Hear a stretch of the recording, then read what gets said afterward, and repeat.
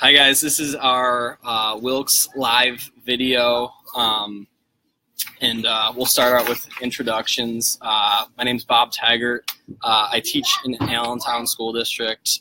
Currently I'm a 4th grade teacher, and after this Wilkes class I will have one more class that I'm taking in the fall, and then I'll have my master's in classroom technology. My name is Megan Buck, and I am at Lower Mackenzie Middle School in East Penn School District. I currently teach 7th grade language arts.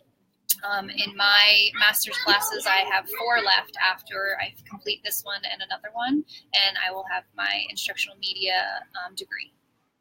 Hi, I'm Dan Benner. I teach at Northampton Middle School. I've been teaching there for going into my 10th year this coming fall. I teach U.S. history for 8th graders. In addition to that, I coach both cross country and track. I'm into my 3rd class of instructional media, which would be my 2nd master's through Wilkes.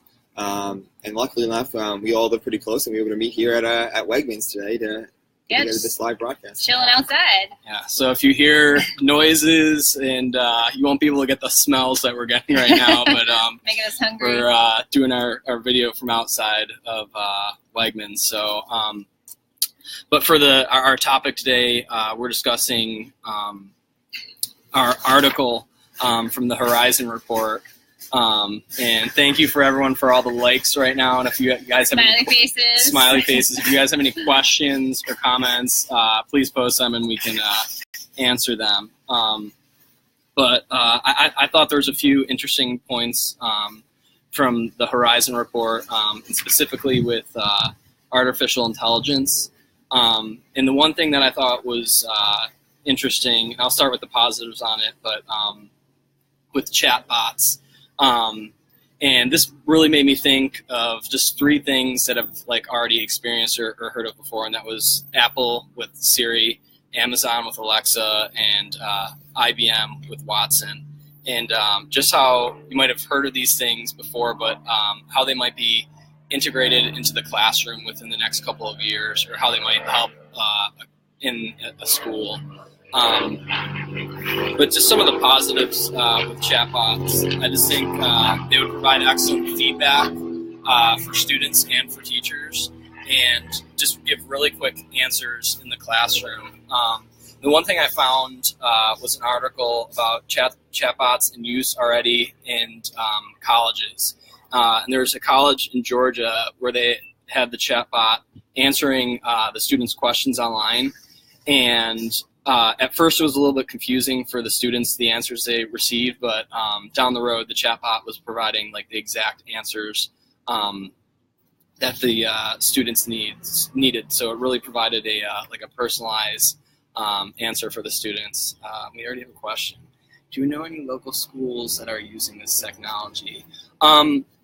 Like I said, at this point, it seems like there's more colleges using it, and I heard of there's in Australia, they're really trying to start this up and have chatbots where they can be used throughout the whole college, and where when the students come on campus, it answers their questions instantaneously, and they get the answers that they need. I think the only thing I've heard of, nothing like this, I think virtual reality stuff, I know that's starting to get its way into the high schools a little bit with the iPhones and stuff like that. But and based on the report, these things are 4 to 5 years out. Mm-hmm. So some schools are piloting them and giving them a shot and then giving feedback so that in 4 to 5 years they will be more present in the classroom. Yeah, and like I said, I think this is the coolest part about the chatbots is they just can provide answers very quickly for students. Especially I thought of in the sense of if students are working on homework, or if they're working on a project at home and they need an answer to something, or they're stuck on something, the chatbot could be used to help with those answers. And I've even seen that teachers and colleges are trying to set that up so they're not being bombarded with a similar question throughout the semester, where you could just put it in the chatbot when an assignment's due and you just immediately get back a response, or you could ask where's the rubric and it's providing that right away. So, and I think that's an excellent tool because we know a lot of our kids go home from school and older kids, their parents aren't home and they're trying to complete their homework and they get stuck and they don't know what to do and they get frustrated, and then kids return to the classroom and they don't have their homework done. So this is definitely going to be a great resource for them. And I also thought about why not use it in the classroom as well, because we all know there's only one teacher and class sizes are escalating higher and higher. So, if kids are working in small groups and a teacher is, administering things with another group, other groups can, I'm going to pause for this truck going by, they can be on this chat box and they can ask questions to it while the teacher is helping other students. And if they still don't have an answer, then they could wait for the teacher, but at least they might get some immediate feedback and not have to sit there at a standstill and then, get into other issues, classroom management problems. And I think just going off of that, just even being a fourth grade teacher, we have math and reading centers, and there's a lot of times where you're working with a group of 6 kids and then there's everyone else is working with someone or doing something on their own, and that can really cut down on the kids having those questions that they're trying to ask you for, right, and interrupt you when you're with a group. So just give them more individual instruction. Yeah. Less downtime. Mm-hmm. And like I said, I think there's like 2 instances of it where you think of something like Siri where you're just asking it quick questions, but then I've seen where teachers in colleges are trying to set up things where when students take a pre-assessment, the chatbot will give the assessment and then it provides that feedback right to the teacher. So they kind of have a better idea of where the student stands, and then the teacher can individualize a plan to help that student improve in the future. Looks like we have another question. It says, in your research, has there been any negatives with this newer technology? If not, what do you see the potential issues? Well, that's what we were actually talking about. We're going to start with the positives first, but we can chime in the negatives. Okay. I think some negatives would be like that the students become reliant upon the chatbot and, they don't really think for themselves at first. Yeah. And then it's just automatically, let's go to this instead of, trying to figure out the problem first and then seeking help if they need it. And that kind of made me think back to like, and I'm kind of dating myself a little bit, but like having to go to like the library to get answers, and even like the days when the internet was just getting started, and it was a lot more difficult. You couldn't even really just Google an answer and get a straightforward answer right away. And now I think, in one sense, it might be that the kids are it's just they're getting the information easier, but I don't think that would necessarily be a negative thing. That's a double-edged sword. Obviously, we have all these resources to say why not take advantage of them. But I think in one sense, it does kind of make kids a little lazier than they were back when I think when we were in school. We had to go we actually had to look in books and things like that. So it's a double-edged sword. I think with technology today, it's. And I think Megan had mentioned, some of this stuff's about 4 or 5 years away. Yeah. I mean, and it's about, it's going to be the have and the have-nots. Some school districts are going to be able to get this stuff a little quicker than others, and other districts are going to be lagging behind the same way we are even today. So some districts might get it 4 or 5 years from now. Other districts might be 10 or 15 years from now. So, it's going to come down to the have and the have-nots of, the area and what districts moving forward. And this isn't even the only aspect of artificial intelligence that's going to be explored. I think one thing that drew my attention was the OWL, and for this it helped students who were hard of hearing or deaf, and they put on these gloves and it transmitted the American Sign Language into audible voice text through Bluetooth technology. And I think this is amazing because these kids can now communicate with other students who can hear and make them feel more part of the classroom, or be put into a classroom that is not just all deaf or hard of hearing students.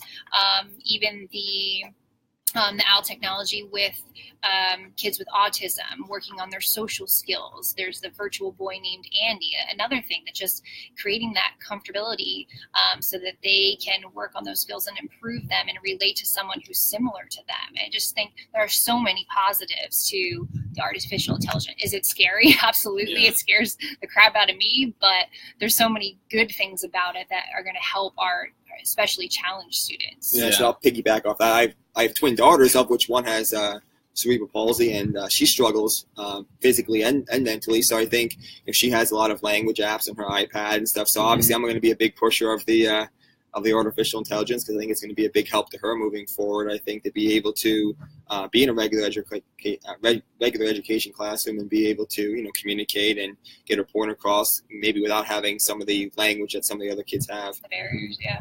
Yeah, and like just even through reading the article, it just made me think of just like how far technology in the classroom has come just even over the past couple of years. I think the thing is, it'll be really interesting to see just how far this goes.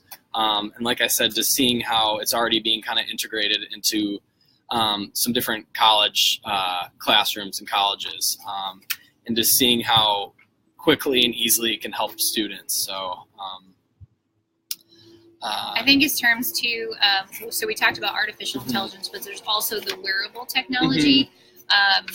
Some of the things that I was drawn to when I read the research was about, a lot of it had to do with the wearable technology in terms of health and fitness. So I actually correct myself. The glove, that was for the hard of hearing and deaf students, but also they're using it to track fitness, which I think is amazing, because I think so many kids lack having that ability to exercise and know what's right for their bodies and do things outside of the classroom. So if the teachers are incorporating it inside of the classroom, maybe that will push them and motivate them to do things when they get home to meet those requirements, to be more healthy, to make better choices, to be more knowledgeable, and they can take ownership of their own wellness. And again, it goes to that parent connection as well, because so many times, you watch these TV shows of kids who are overweight and struggling, and parents just don't know what to do.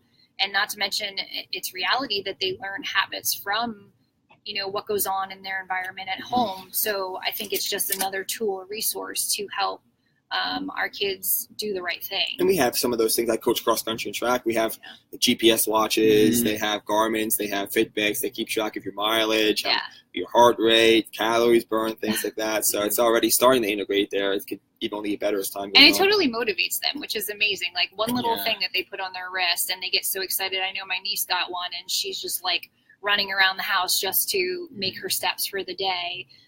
So I definitely see the positives. In terms of negatives, I worry about also kind of like what Dan said before, double-edged sword. Then you get into, well, you can't tell me my kid does this or my kid should do that. You're not a doctor, or things of that nature. So it could be, there is a fine line. It could get touchy.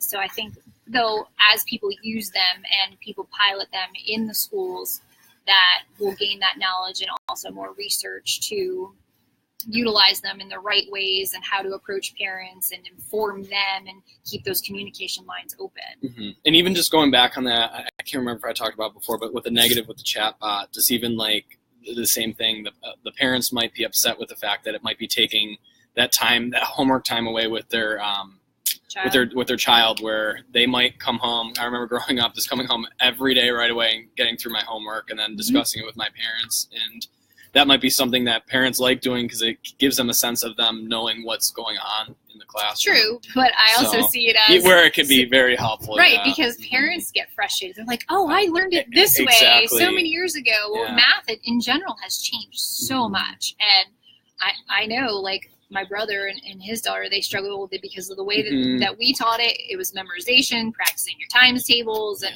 Common Core has totally restructured. And I agree with that in the sense that where the chatbot can come into play, where it can provide links to even practice problems or just even extra support from the math program that they're using in the classroom that might really help out at home and help tie things together. Exactly. So anything else? I think that's it. But a lot of what we wanted to get that across. Yeah, but thank you everyone for watching. Thank you for our questions. And we'll eventually have this posted in the Wilkes discussion board, and we can answer those questions then when they get there. But thank you everyone again for watching. Thanks for watching. Have a great day. Have a nice day. Bye.